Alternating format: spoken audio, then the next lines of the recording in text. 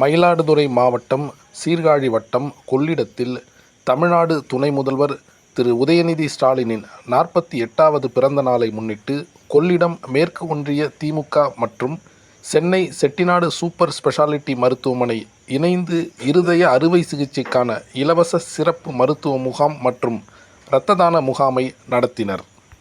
இந்த முகாமில் 500க்கும் மேற்பட்ட பொதுமக்கள் கலந்து கொண்டு முழு உடல் பரிசோதனை, இரத்த பரிசோதனை, இரத்த அழுத்த பரிசோதனை, இஜிசி ஸ்கேன், எக்கோ ஸ்கேன் செய்து கொண்டு பயன்பெற்றனர்.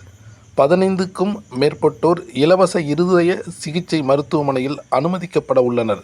சிறந்த முறையில் மருத்துவர்கள் பொதுமக்களுக்கு மருத்துவ ஆலோசனை அளித்தனர். கனிவான முறையில் செவிலியர்கள் வழிநடத்தினர். இம்முகாமிற்கு பூம்புகார் சட்டமன்ற தொகுதி உறுப்பினரும் மயிலாடுதுறை மாவட்ட கழக செயலாளருமான திரு நிவேதா எம். முருகன் தலைமை தாங்கினார். கொள்ளிடம் மேற்கு ஒன்றிய கழக செயலாளர் திரு செல்லசேது ரவிக்குமார் வரவேற்புரை ஆற்றினார். சீர்காழி சட்டமன்ற உறுப்பினரும் தலைமை செயற்குழு உறுப்பினருமான திரு எம். பன்னீர்செல்வம் வாழ்த்துரை வழங்கினார்.